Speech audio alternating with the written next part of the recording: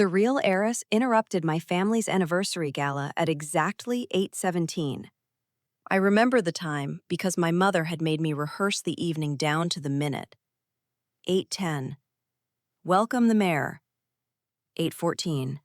Pose beside the foundation donors. 8:18. Introduce my brother Adrian's speech about disciplined succession. There was no slot for a girl in a rain-dark coat to walk through the ballroom carrying a DNA report and announce that I had been living her life for 18 years. Her name was Hana Park. She stood beneath the chandelier in a borrowed black dress, chin high even though water still shone on her hair. Behind her waited an attorney and a retired nurse from St. Catherine's Hospital. On the screen above the stage, the charity film froze on a picture of me at age 6, smiling beside the words, "The Choi Family Legacy." Hana pointed at me. "Mina Choi," she said. "My blood built this family. Your name was placed on my crib by mistake. I came to take back what was mine." 300 guests went silent. Everyone expected me to cry. The society reporters lifted their phones. My mother, Evelyn Choi, turned so still that the emerald at her throat looked warmer than her face. My father's fingers tightened around his glass. Adrian stepped down from the stage with the expression he used before firing a division head. I set down the canapé I had stolen from a waiter, crossed the ballroom, and grabbed both of Hannah's hands. "You're here," I whispered. She blinked. I began to cry so hard that the attorney took one step backward. "Thank God. I thought you would never find us." Hana pulled against my grip. "What are you doing?" "Saving my life." I pushed my evening bag into her arms. Inside were my bedroom key, the family black card, my access badge from Meridian Holdings, and a folded schedule printed by my mother's assistant. "Your trainer arrives at 5:10 tomorrow morning. At 6. Adrian quizzes you on overnight markets. At 7:30. Father expects a one-page position on central bank policy. Mother checks posture at breakfast. Do not ask for syrup. Sugar before noon is considered a moral failure." People began whispering. Hana stared at the schedule. I added, "Your German tutor comes at 10:30 at night." She dislikes hesitation. The golden retriever is named Newton. He respects competence and has never respected me. "Mina," my mother's voice cut across the room. "Enough." I turned toward her. For 18 years, I had trained myself to straighten when she used that tone. My shoulders moved before my mind did.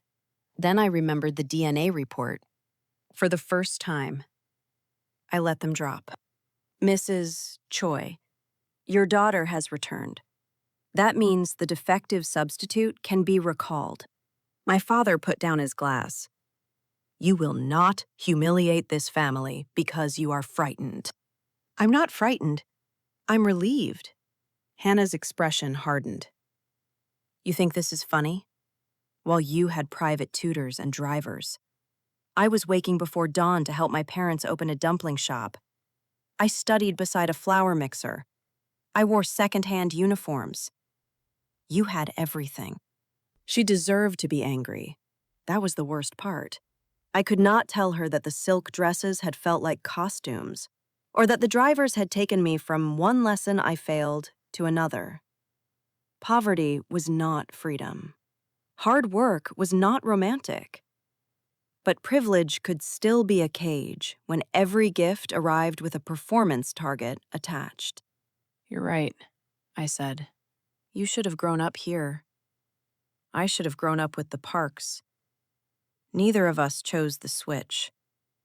But now that we know, I'm leaving." My brother caught my wrist as I turned away. "You are not walking out in the middle of a crisis." Adrian was 27, brilliant, controlled, and capable of making a waiter apologize to a table by adjusting one eyebrow. When I was 11, He made me copy an economics glossary because I confused negative interest with negative profit. He called it preparation. I called it the winter my hand forgot how to unclench. This isn't a crisis. I told him, it's a correction. His grip loosened. Hana lifted the black card. So that's it. You hand me a card and pretend 18 years disappear? No. I hand you the card because Mother cancels it if I buy fried chicken. Use it quickly. Someone laughed. My mother looked ready to have security remove the entire ballroom. Hana's attorney asked whether I understood that identity, inheritance, and custody could not be settled at a party. I also understood that if I stayed through the discussion, every adult in the room would begin arranging us like assets on a balance sheet. Hana would become the valuable biological daughter. I would become the reputational risk everyone felt guilty about. Neither role sounded human. I went upstairs, removed the silver heels that had cut my feet, and packed one canvas bag. I took jeans, 3 sweatshirts, my sketchbooks, a handheld game, and the cloth rabbit Adrian had given me before he learned that affection could be scheduled. I left the jewelry, the designer bags, and the row of dresses chosen to make me look like a future executive. When I returned to the foyer, the family was waiting. My mother studied the canvas bag. You are being theatrical. If I were theatrical, I'd have packed the red coat, my father said. The Parks live behind their shop. There are 2 bedrooms, no staff, no security. No one there can protect you from attention. Can I eat dumplings after 9? He stared at me. That was a real question. Hana stood between them, wearing one of my mother's coats. It fit her in a way nothing in that house had ever fit me. She looked like the portrait the family had been trying to force me to resemble. Go, she said. Go live the ordinary life you think is so easy. I nodded. I will. And you live this one. Just remember the German tutor bites. Outside. The rain had stopped. I walked past the line of black cars and kept going until the Choi mansion disappeared behind the trees. For the first time in my life, no one told me how fast to walk. The Park family shop was called Morning Lantern. It sat at the end of an old market street between a locksmith and a store that sold school uniforms. The sign was faded. Steam clouded the windows. At 10:40 that night, a man in a flower-covered apron was folding chairs, while a woman counted the register with a pencil tucked through her hair. I stood outside long enough for the automatic light to switch off. The woman looked up, saw my face, and dropped the pencil. Mina? She did not call me Miss Choi. She did not ask for proof. She said my name as if she had been practicing it alone. I think I'm your daughter. I said, Grace Park crossed the shop so fast she hit her hip on a table. She wrapped both arms around me. She smelled like sesame oil, laundry soap, and the green onions she had been chopping. Daniel Park stood behind her with both hands open, afraid to touch me until I reached for him too. Then my stomach growled loudly enough to interrupt the reunion. Daniel turned toward the kitchen. How many dumplings? Can I have 6? He looked offended. I asked how many, not whether you were rationing medicine. He brought 20. I ate 8 pork dumplings, a bowl of soup, and half a scallion pancake. Grace kept filling my plate.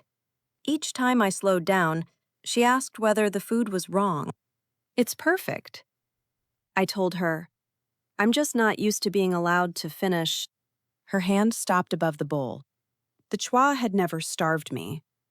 They had employed a nutritionist. My meals had exact portions, exact colors, and exact justifications. Fried food dulled discipline. Dessert disrupted sleep. Eating quickly looked common. Eating slowly delayed the schedule. I had been fed beautifully and hungry constantly. Grace pushed the entire basket closer. Then finish. The room behind the shop was small enough that the refrigerator hummed through the wall. My bed had a yellow blanket dried in sunlight. On the shelf stood trophies with Hana's name: mathematics, debate, national examinations. Grace watched me notice them. "We called her Yuna," she said softly. "Hana was the name on the hospital bracelet. We didn't know. She worked so hard for us." "I know.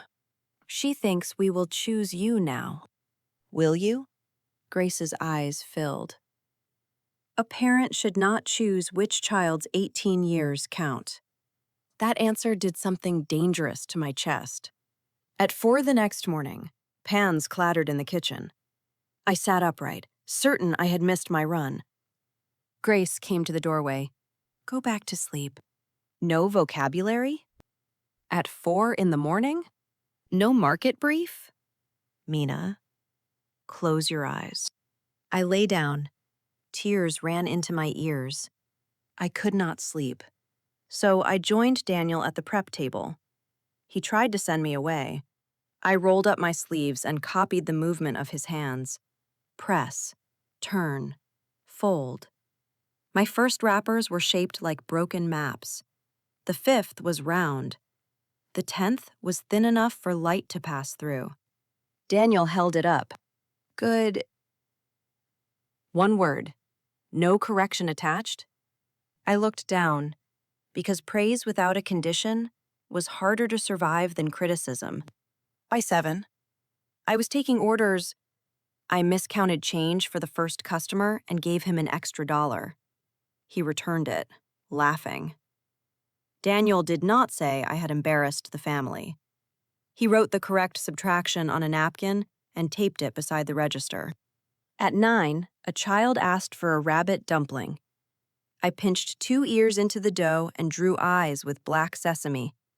The child screamed with delight. Soon, 3 more children wanted animals. By lunch, the display case held bears, cats, and one dragon that looked like an irritated sock. Grace took a picture and posted it to the shop's neglected social page. That evening, 30 new customers arrived. For the first time, something I made badly at first became useful because someone let me continue.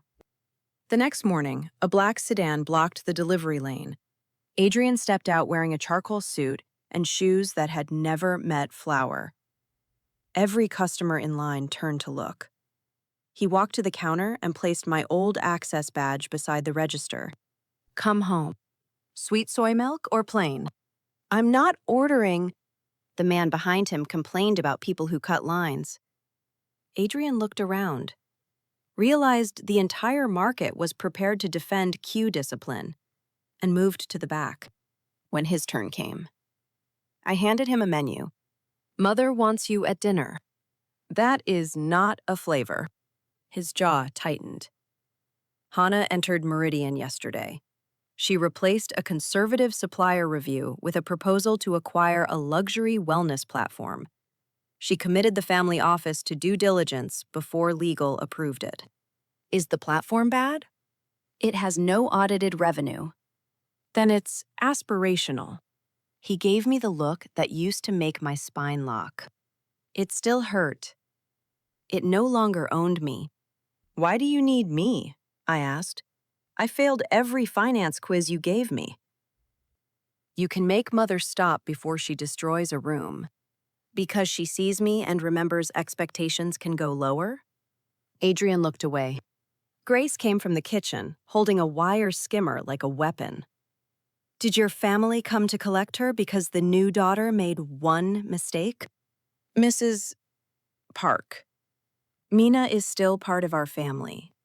"Then why did she flinch when I said she could sleep past dawn?" Silence spread across the shop. Adrian looked at me carefully, as if the answer might be hidden in my posture. Was it truly that bad? I wanted to joke. Jokes were how I escaped rooms without leaving them. Instead, I said, You were all so good at everything that I spent 18 years apologizing for existing at the wrong speed. His face changed. His phone rang before he could answer. He listened, then went still. Hana is gone, he said. She left the office after Mother canceled the proposal. No one knows where she went. I untied my apron. Grace caught my sleeve. After what she said to you? You're going? She woke at 4 for 18 years because she thought excellence was the only bridge back to her real family. Now she crossed it and found another examination waiting. I know where that road ends.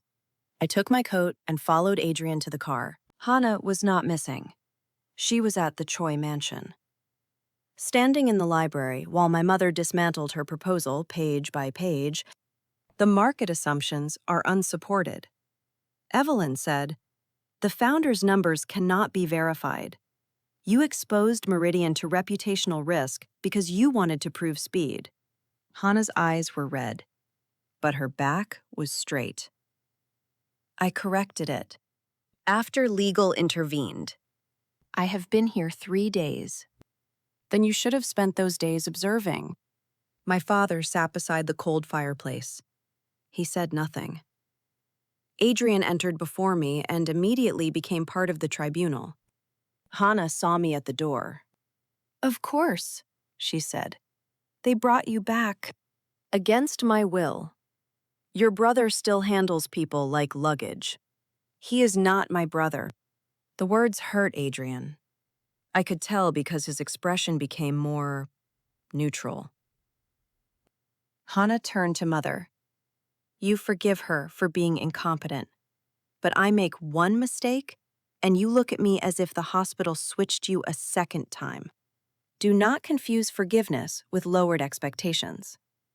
Evelyn said, "That sentence explained my childhood so perfectly that I laughed." Everyone stared at me.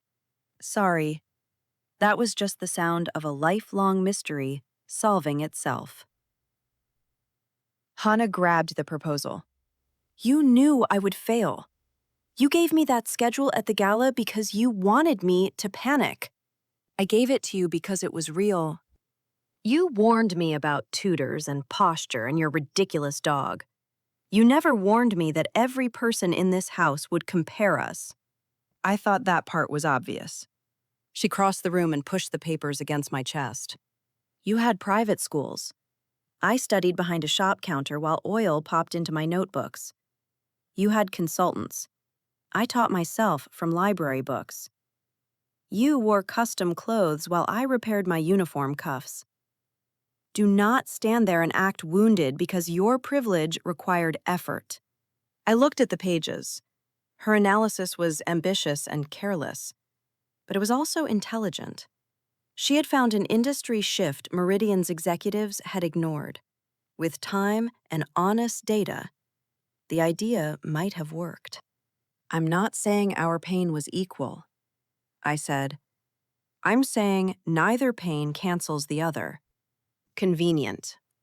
At 7, I stood backstage in shoes that made my heels bleed because Mother said a Choi daughter never limped in public. At 9, Father taped my failed mathematics exam to his study door so I would remember the cost of laziness. At 11, Adrian made me copy a financial dictionary because I answered one question wrong at a youth forum. Adrian's eyes lowered. At 13, I drew a comic about a monster that ate money. Mother called it childish. Father called it wasted attention. The next morning, every sketchbook disappeared. Evelyn's face changed. "Your examinations were approaching." There was always a reason. My scores were low, so I could not draw. My posture was poor, so I could not rest. I spoke slowly, so I should speak less. I ate too much, so hunger became discipline. They gave me the best resources in the city and never noticed those resources were crushing me. My father finally stood. "We were preparing you for responsibility." Responsibility for what? A company I never wanted? A public role I could not perform? You kept polishing me because admitting I was the wrong shape would have meant your methods failed. The room became unbearably quiet. I faced Hana. You think I stole a life of comfort? I think you were denied parents who would have understood your gifts. Both things can be true. I will sign whatever the attorneys need. I will not claim your inheritance. But I will not stand here while you call me a thief for surviving a mistake made when we were newborns. For 1 second. Hana looked less angry than lost. Then Evelyn said, "This emotional display is not productive." Hana's face closed. I recognized the moment. It was the instant pain learned it would not be heard unless it became a problem. She swept the papers from my hands. A cup of tea toppled from the table. Grace and Daniel had entered behind us, summoned by Adrian without my knowledge. Daniel moved forward just as Hana flung her arm away. The tea struck his wrist. He hissed. Hana froze. "Dad." The word escaped her before she could stop it. Grace rushed to Daniel. A red patch spread beneath his cuff. The burn was not severe, but Hana stared as if she had broken the only safe thing she owned. "I didn't mean—" "You aimed at Mina." Grace said, "Would that have made it acceptable?" Hana stepped backward. Evelyn ordered her to apologize. Father told everyone to calm down. Adrian reached for the fallen cup. 4 adults began solving the room as if the room were the emergency. Hana ran. By the time we reached the drive, her car was gone and her phone was off.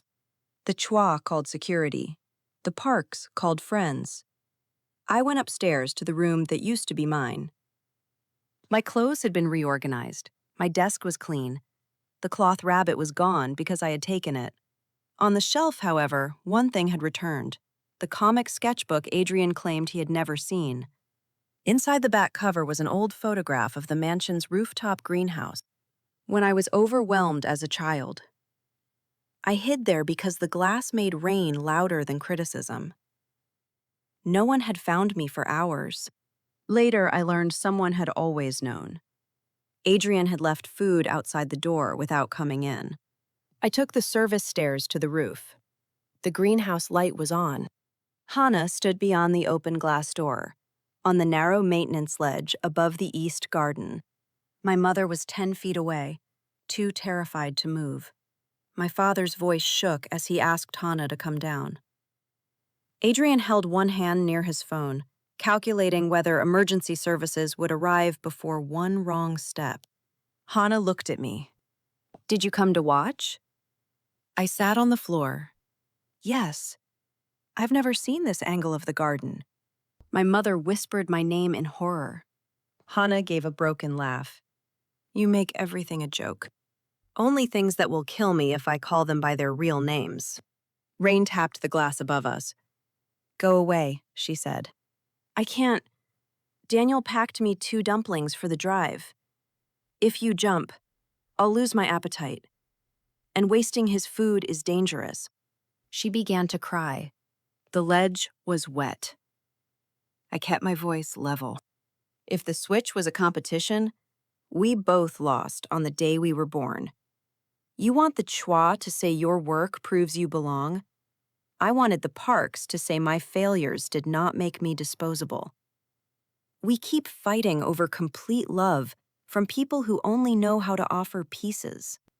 If I'm not exceptional, no one will choose me. There it was. Not inheritance. Not revenge. The frightened rule beneath every perfect grade. I opened the paper bag. "Grace changed your sheets today." Hana covered her mouth. "Daniel's wrist is fine. He said the tea needed more sugar. He also said you can repay him by working tomorrow's breakfast shift." After what I did? Apparently the labor shortage is stronger than his pride. I held out a dumpling. "Come inside. You can apologize. You can still be angry. You can decide later which family name you want. But if you leave from that ledge, everyone else gets to edit your story." Hana looked at the garden below. then at the food in my hand. She stepped back through the glass door. The schwa moved first. I raised my palm. Give her air. Hana sank beside me and cried against my shoulder. I did not tell her everything would be fine. That would have been a lie. I gave her the dumpling. She ate it while the rain covered the sound of both of us shaking. Hana returned to Morning Lantern before dawn. She stood outside in a hooded sweatshirt, holding an overnight bag in one hand and 3 apology gifts in the other. Imported tea for Grace, a new heat-proof sleeve for Daniel, and an envelope containing exactly $4.50 for the broken cup. Daniel examined the money. The cup cost $3. The extra is interest. He nodded as if she had passed an important test. Grace hugged her before Hana could finish apologizing. Hana remained stiff for 3 seconds, then folded so completely that Grace had to support her weight. I watched from the kitchen doorway. For the first week, we behaved like 2 cats forced into one cardboard box. Hana reclaimed her old room, and I slept in the smaller room beside the refrigerator. She woke at 4 without an alarm. I woke because the pipes complained whenever someone used hot water.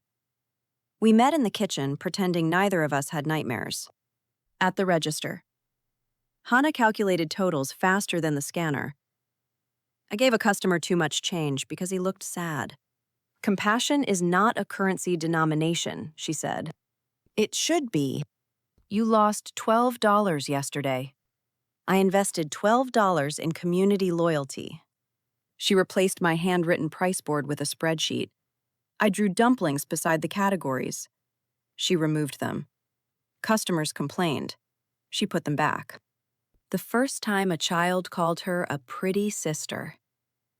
Hana gave him an extra egg. When I noticed. She said it was a targeted promotion. We learned each other in fragments. Hana hated sweet soy milk, but drank it when Grace served it because she could not bear to disappoint her. She read contracts when anxious. She kept every school certificate in a folder, but had never celebrated one. She had believed her unknown birth parents would someday find her, inspect those certificates, and decide she had been worth searching for. I showed her the comic about the money-eating monster. She laughed until soup came out of her nose. Your brother punished you for this? He called the monetary system inaccurate. The monster has coins for teeth. That was symbolism. That was a dental emergency. By the second week, we could argue without reopening 18 years of history. The schwa began visiting. Evelyn arrived first. She parked 2 streets away after the market vendors complained about her car blocking deliveries. She stood in line for 12 minutes. When she reached the counter, I asked whether she wanted sweet or savory tofu pudding, whichever is appropriate. For what? She looked trapped. Hana handed her the savory bowl. It has layers. Evelyn said after tasting it. I whispered. That means she dislikes it, but respects the plating. Hana laughed into her sleeve. My father came with a notebook and spent 20 minutes studying the steam baskets. Daniel asked whether he wanted breakfast. Victor explained heat transfer. Daniel placed dumplings in front of him and said, "Research with your mouth." Victor ate 2 baskets. When he thought no one was looking, he loosened his belt. Adrian came most often. The first time, he brought my old sketchbooks. He had saved every one. Why? I asked. He looked at the dragon I had drawn with 6 legs. They were bad. That does not answer the question. You loved them. It was the closest Adrian had ever come to admitting he loved something. Because I did. He apologized for the dictionary, the quizzes, and the way he had turned every conversation into a performance review. I accepted the apology, but refused his offer to help me study finance. I can teach you only what you request, he said. Then teach me how to beat the final level of Galaxy Siege. He returned the next day with a game console and a 12-page strategy memo. Progress was not always graceful. Hana split her week between the Parks and the Chois. Evelyn continued to schedule tutors until Hana began rejecting them. "I'm wrapping dumplings with Grace tonight." "You can wrap dumplings any evening," Evelyn replied. "Meridian will still have legal documents tomorrow." My mother had no immediate response. Hana came home glowing, as if she had won a board vote. Then the hospital investigation became public. St. Catherine's announced that a night nurse had mislabeled 2 newborn cots during an emergency evacuation. The nurse later altered a handover sheet to conceal the mistake. The hospital offered compensation and a formal apology. Instead of calming the story, the announcement ignited it. Anonymous accounts claimed Evelyn had paid for a false DNA test to remove me. Others said the Parks had discovered the switch years ago and stayed silent for money. A financial blog alleged Hana and I had formed a secret partnership to seize Meridian from both families. That last rumor interested me for almost a minute. Seizing a conglomerate sounded exhausting. But the blog's proposed plan for franchising Morning Lantern was surprisingly detailed. Within 48 hours, reporters surrounded the shop. Customers were photographed. Daniel's supplier received threatening calls. Grace found an envelope beneath the door containing a picture of Hana on the rooftop. The message said, "One unstable daughter is a tragedy. 2 are a governance failure." Adrian traced the first payments to a public relations contractor used by Raymond Choi, our father's cousin. Raymond had wanted a Meridian board seat for years. Evelyn had blocked him after an audit found concealed consulting payments. Now he was using the identity scandal to argue that the Choi family could no longer govern itself. Hana went pale when she heard his name. He approached me the day after the gala. She opened a hidden folder on her phone. Raymond's messages filled the screen. He had offered legal support, shares, and a public campaign if she would say the Parks had abused her and the Choi had favored me.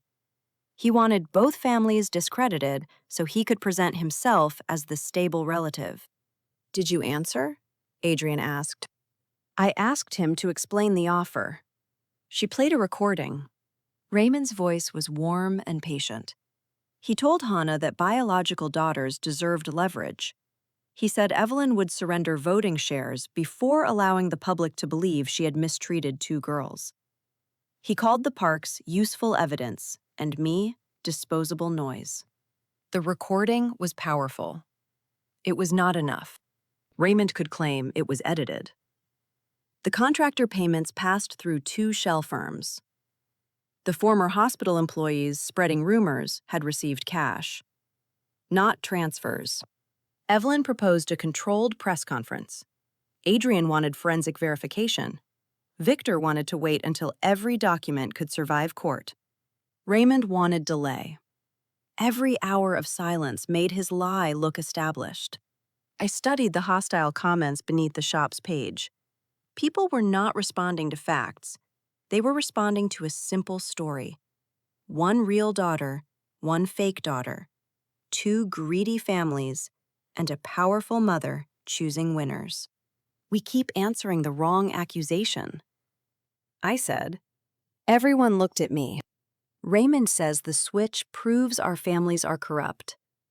If the Choi defend themselves, people call it corporate spin. If the Parks defend themselves, people say they were paid. If Hana defends herself, they call her unstable. If I defend myself, they call me desperate. Adrian asked, "What do you suggest?" Stop letting him decide who stands on which side. Hana understood first. "We answer together." I nodded. "And we make him believe we are still fighting until he gives us the missing proof." The plan depended on Raymond believing exactly what he wanted to believe. Hana returned to the Choi mansion publicly. I stayed at Morning Lantern and told a reporter that some doors closed for a reason. Evelyn canceled a joint family appearance. Adrian allowed a leaked calendar to show separate legal meetings for each daughter.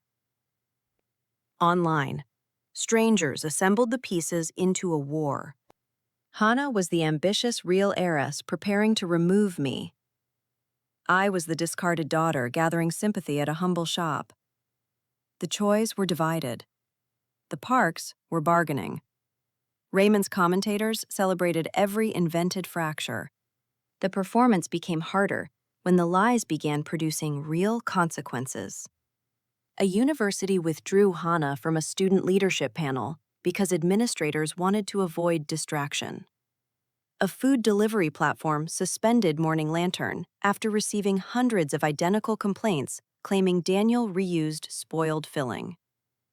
An investment reporter published my school records and highlighted every low grade in red. The article asked whether the Choi family had hidden my intellectual limitations from shareholders. I read that phrase 6 times. Intellectual limitations. It sounded cleaner than stupid, which was probably why it hurt more. Grace tried to close the laptop. I told her I was fine. Hana took it from me and sat on the floor beside the refrigerator. "You don't have to be funny now," she said. I stared at the article.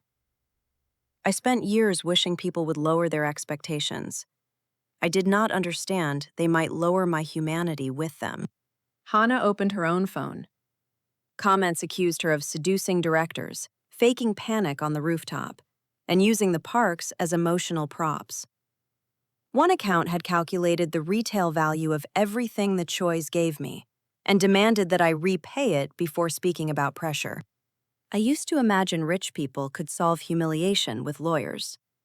Hana said, "They can make humiliation expensive.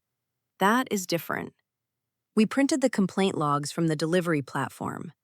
Adrian compared submission times and found 80% had arrived in a 6-minute window.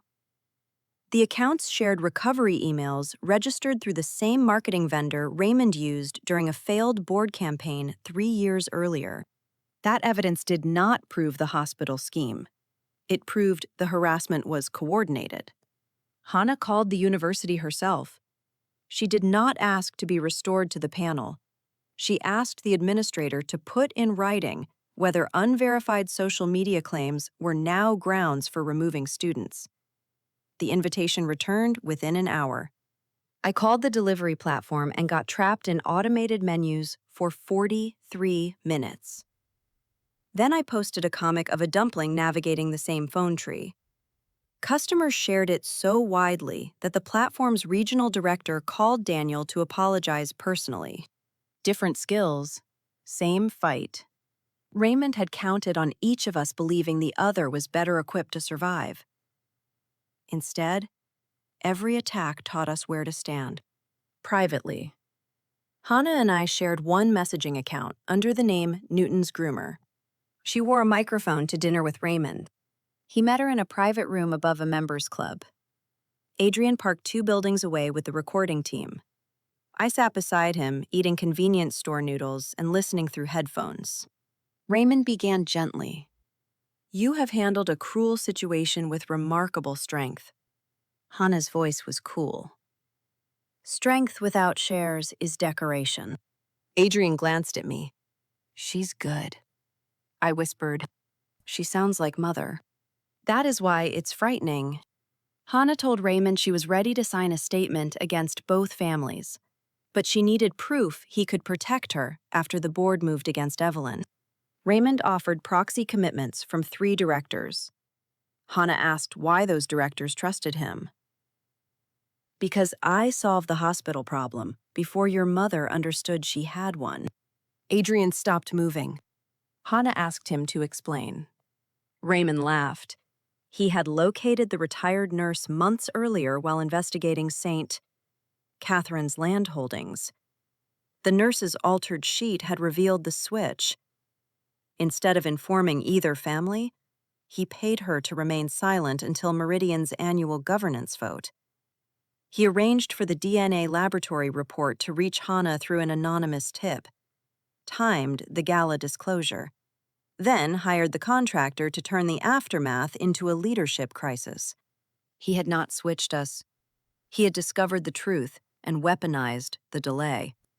And the threatening envelope? Hana asked. Pressure. You needed to understand that the parks cannot protect you. My hands went cold. Raymond continued. Mina is useful because the public pities mediocrity. Once she attacks the Choi, we will reward the parks. Later, the story moves on. Hana said. What happens to her? Nothing happens to people like Mina. They marry quietly or sell cheerful products online. She will be fine. I looked at my noodles. The old version of me would have laughed. The new version allowed the sentence to hurt. Hana let the silence stretch. Send me the proxy agreement, she said. Then I'll know you are serious. Raymond transferred the file. Adrian's technician captured it before the restaurant Wi-Fi session ended. The agreement referenced a private trust used to pay the nurse and the contractor. It connected motive, money, timing, and the board challenge. We had the evidence. Then Raymond changed the schedule. Instead of waiting for Meridian's governance meeting, he announced an emergency public forum for the next morning. He claimed minority shareholders had the right to question Evelyn about the concealed identity crisis. News networks accepted invitations. His proxies planned to demand her temporary removal live on camera. We had 14 hours. Evelyn wanted lawyers. Victor wanted an injunction. Adrian wanted forensic reports finalized. Hana wanted to walk into the forum and play the recording. I wanted to know what ordinary viewers would understand after the first 30 seconds. Not shell companies, I said. Not proxy structure. They need the hospital sheet, Raymond's payment, and the reason he waited. 3 objects, 1 timeline. We built the presentation at a table in Morning Lantern, while Grace rolled wrappers around our laptops. Adrian reduced the financial chain to a single page. Hana matched Raymond's recording to each transfer. Victor verified the lab report's original timestamp. Evelyn drafted a statement and deleted every sentence that sounded like a merger announcement after I read it aloud in a robot voice. Daniel prepared breakfast for everyone. At 2 a.m, I found Hana alone behind the shop. What if they believe him anyway? She asked. Some will. What if they think I helped because I wanted the shares? Some will. You're terrible at reassurance. I'm excellent at realistic disappointment. She leaned against the wall. At the gala, I hated you before you opened your mouth. Then you opened it, and I hated you for making it impossible to fight the person I had imagined. I was very inconvenient. You still are. She handed me a folder. Inside was a renunciation she had drafted during her first week at the mansion. She had planned to demand that I sign away any claim to Meridian. The signature line was blank. I don't want you to sign it, she said. I don't want the family solved by deleting one of us. I closed the folder. I don't want your position. I know. That is different from having no rights. We agreed that inheritance would be decided later, privately, with independent counsel for both of us. Neither family would use money as proof of love again. At 6, Grace brought 2 dresses. Hana chose a dark blue suit. I chose a soft yellow dress with pockets. Evelyn looked at my shoes. They were flat. For a moment. I saw the correction form behind her eyes. Then she said, You will be standing for a long time. Sensible choice. It was a small sentence. It felt like a door moving. Before we left, Daniel placed 2 warm dumplings in a paper bag. Evidence? Adrian asked. Breakfast. Daniel said, More reliable. Hana took one, I took the other. Then, the real daughter and the false daughter walked into Raymond's forum, side by side. Raymond had arranged the room like a trial. He sat at the center of a long platform beneath the Meridian logo. Shareholders filled the front rows. Reporters lined the walls. A screen behind him displayed our family photographs beside the question, "Who knew the truth?" He expected Evelyn to defend herself. He did not expect Hana and me to enter together. Camera shutters accelerated. Raymond's expression faltered for less than a second. "Miss Park," he said to Hana, deliberately using the name that separated her from the Chois. "I'm glad you found the courage to attend." "I brought my own courage," she replied. "You can stop invoicing for it." I nearly laughed. She had been practicing. Raymond opened with the hospital switch, the delayed disclosure, and the emotional instability of the household. He spoke about governance, transparency, and the sacred obligation to protect shareholder value. Every cruel act became a professional concern once he placed it in a slide deck. Before inviting either of us to speak, he played a recording. My own voice came through the speakers. The Choi family knew I was not their daughter. They kept me because the truth would damage the company. Gasps moved through the room. I had never said those words. The cadence was mine. The small breath before daughter was mine. Even the nervous laugh at the end sounded like me. Raymond had built the sentence from interviews and gala footage. Adrian's head snapped toward the technical booth. The live news banner changed immediately. Former Choi heiress accuses family of cover-up. Raymond spread his hands. Miss Hana Park deserves the chance to explain this painful admission. For one dangerous second. I could not breathe. The room had heard my voice more clearly than it had ever heard me. Hana reached beneath the table and pressed one finger against my wrist. Our signal meant slow down. I walked to the microphone. That voice belongs to me. I said, "The sentence does not..." Raymond smiled with sympathy prepared for the cameras. I asked the technician to show the audio waveform. He refused, until Evelyn reminded the venue manager that evidence presented in a shareholder forum had to be preserved. Adrian's specialist mirrored the file from the broadcast feed. The fake contained no room tone beneath the word company. 3 words had identical breath noise. A frequency cut appeared each time the source changed. On the screen, the sentence broke into 5 colored blocks. Then we played the original clips. The Choi family knew I was not ready for the debate. They kept me practicing because the truth was harder to say. That mistake would damage the company.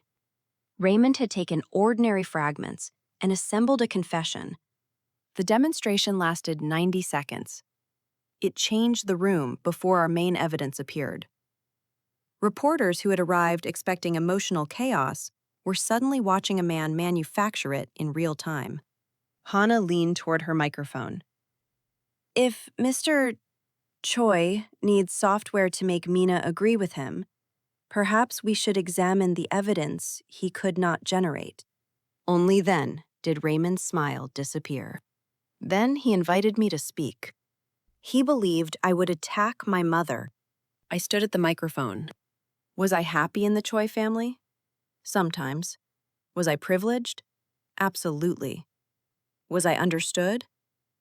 Rarely. The room quieted. I was never beaten or locked away. I had excellent schools, expensive clothes, and more tutors than friends. That is why it took me so long to admit I was hurting. Every burden came disguised as an opportunity. Every criticism was called preparation.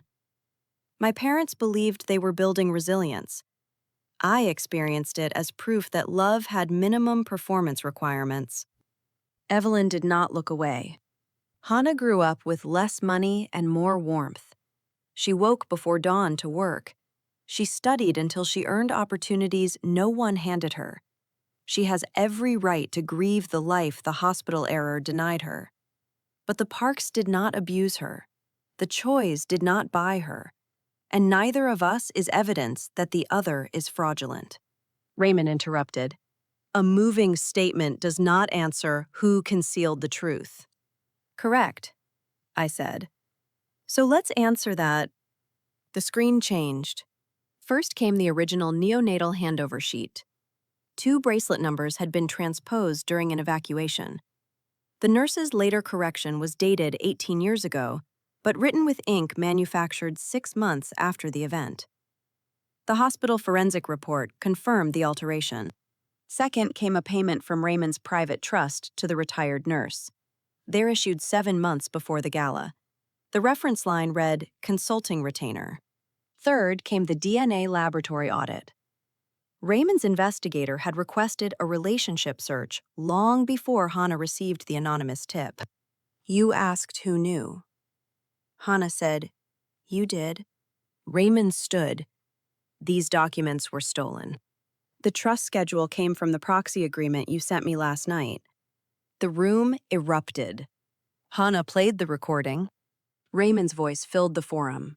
He described keeping the nurse silent, timing the gala, paying commentators, and using the 2 daughters to force Evelyn from control. He called the Parks useful evidence. He called me disposable noise. When the recording ended, Raymond said it was fabricated. Adrian rose from the front row. The audio had been captured simultaneously by Hana's device, the club's security system under court preservation, and the restaurant network log. A forensic specialist displayed matching hashes and timestamps. Raymond's 3 proxy directors began reading the agreement they had signed. One left the platform, then another. The third asked for counsel. Raymond abandoned governance language. He pointed at Hana. This girl arrived with nothing and manipulated all of you in a week. Hana's face remained calm. I arrived with 18 years of records. You were the one who thought anger made me cheap. He turned to me. And you, everyone knows you cannot understand half the documents on that screen. The insult landed in the old wound. Before I could hide it, Hana stepped beside me. She understood the part you missed, she said. People are not assets. Raymond moved toward us. Security blocked him.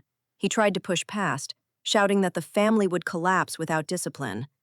I picked up the paper bag from Daniel and held it against my chest so the cameras would not see my hands shake. Evelyn walked to the microphone.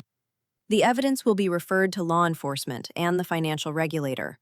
Raymond Choi is suspended from every Meridian role effective immediately.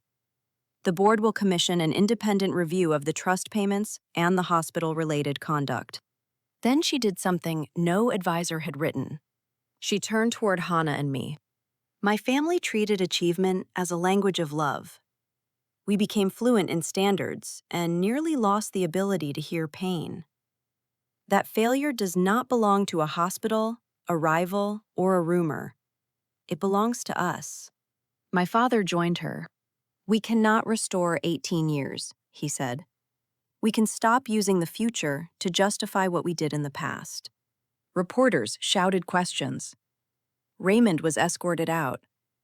The forum dissolved into calls, camera lights, and urgent legal conversations. Hana and I stayed on the platform. One reporter called, "Which of you is the Heiress now?" Hana looked at me. I looked at her. Use our names, we said together. The clip spread before we reached the parking garage. For the first time since the gala, the public story was not real daughter against fake daughter. It was 2 young women refusing to let a powerful man turn their stolen childhoods into his ladder. Some comments still called me foolish. Some called Hana calculating. Some said our reconciliation was too convenient. They were strangers. They needed a conclusion by midnight. We had the rest of our lives. The morning after the forum. Morning lanterns sold out before 9. People came for the story and stayed for Daniel's dumplings. Reporters asked whether the Parks were receiving money from Meridian. Daniel pointed at a sign beside the register. Questions cost $5. Breakfast costs less. Grace made him remove it. Hana and I did not become perfect sisters. She still corrected my arithmetic before customers finished speaking. I still drew faces on her accounting labels. She borrowed my sweatshirts without asking. I ate the emergency chocolate hidden in her desk. We fought about the correct amount of chili oil and whether a spreadsheet could have too many tabs. But when strangers called her unstable, I answered, "When people called me a parasite," she answered louder. We did not move permanently into either family home. Hana spent 2 nights a week with the Chois and the rest above the shop. I visited the mansion for dinner when I wanted to. The first time, Evelyn placed a schedule beside my plate. I turned it over and drew a dumpling. She inhaled, then put the paper away. Victor stopped asking for market opinions at breakfast.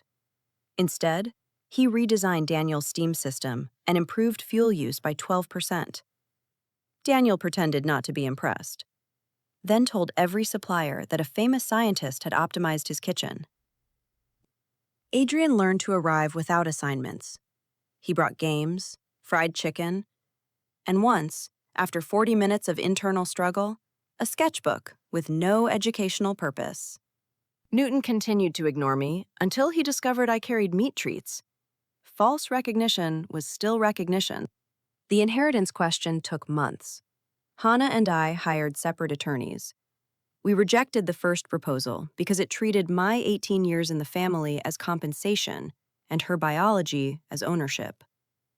The final trust gave both of us independent shares, no behavioral conditions, and no requirement to work for Meridian. Hana chose to join the company's risk team after finishing university. She wanted to understand how powerful systems hid mistakes behind polished language. Evelyn agreed that Hana would report to an outside director, not to family. I chose the shop. At first, everyone assumed that meant I had chosen less. Then the rabbit dumpling video passed 2 million views. Children began bringing drawings to the counter. I designed wrappers printed with small comic panels. Each order told one part of a story: a frightened flower spirit, a greedy moon, a grandmother who defeated winter with soup. Customers collected the wrappers and posted the endings online. I proposed expanding the back room into an illustration studio where local students could draw while their parents ate breakfast. Hana built the budget. Adrian reviewed the lease only after I asked. Victor redesigned the ventilation. Evelyn negotiated nothing. That was her contribution. We named the new space Second Morning. On opening day, the original morning lantern sign remained above the kitchen. Beneath it hung a smaller board. Second Morning. Stories, dumplings, and room to begin again. Hana objected to the length.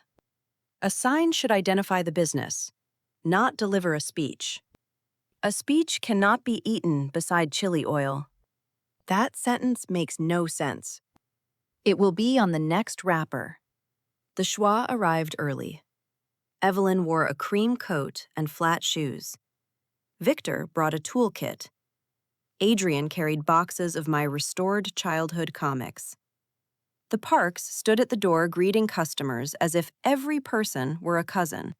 A reporter asked whether becoming a shop owner felt like falling from a wealthy family. Yes, I said. His eyes brightened. At the mansion, breakfast was half a bowl of brown rice. Here I can eat 6 dumplings. The difference is enormous. Hana leaned toward the microphone. Her record is 11. Please do not encourage her. The room laughed. Later, when the rush ended, we sat together at the smallest table. Grace placed sweet soy milk in front of me and savory tofu pudding in front of Hana. Evelyn tried the savory version again without calling it layered. Victor asked Daniel for a third basket. Adrian lost a game to a 9-year-old and requested a rematch with inappropriate seriousness. No one discussed rankings. That evening, Hana and I found the old gala video online. There I was, in silver heels. clutching her hands and begging the real daughter to save me. The comments argued about whether I had planned everything. I had not. At 8:17 that night, I only knew that someone had arrived who could release me from a life I could no longer perform. I thought freedom meant giving Hana the keys and disappearing. I was wrong. Hana did not need my cage. She needed the right to enter and leave every room without proving she deserved oxygen. I did not need to erase the Choi family. I needed them to love me without treating improvement as rent. The Parks did not replace the Choi. The Choi did not purchase forgiveness.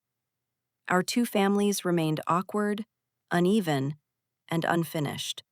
That was more honest than a perfect ending. 3 months later, St. Catherine's Hospital invited us to a private mediation. Its attorneys expected a negotiation about money. Hana arrived with a binder. I arrived with a box of rabbit dumplings because Grace said no institution confessed properly on an empty stomach. The hospital director apologized for the original bracelet error, the missing audit, and the years in which administrators had treated the nurse's altered report as a minor archival problem. His apology was careful enough to survive court and empty enough to survive memory. Hana opened her binder. She did not ask for a ceremonial plaque. She asked for independent identity testing whenever a newborn record was corrected, two-family notification when a bracelet discrepancy appeared, and a fund for adults discovering late hospital errors. Counseling, travel, legal advice, and temporary housing would be covered before anyone had to sell their pain to a television network. The director looked at me. Perhaps he expected the less serious sister to soften the request. I placed a wrapper design on the table. It showed two babies beneath crossed paper lanterns.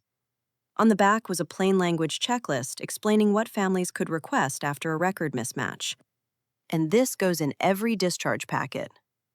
I said. He examined the cartoon. This is not our usual visual language. Your usual language lost 2 daughters for 18 years. Try mine. Hana coughed into her hand to hide a laugh. The agreement took 6 weeks. Meridian funded the first 3 years. But the hospital had to administer the program independently and publish annual results. The Parks refused personal hush money. The Chois refused a naming ceremony. Hana and I accepted separate settlements only after our lawyers removed every confidentiality clause that would have stopped us from discussing the failure. At the launch, the director called us symbols of resilience. Hana took the microphone from him. "We are not proof that the system worked," she said. "We are proof that people can survive when it does not. Please do not confuse those statements." I watched Evelyn in the front row. A year earlier, she would have corrected the tone. That morning, she applauded first. The retired nurse agreed to testify against Raymond.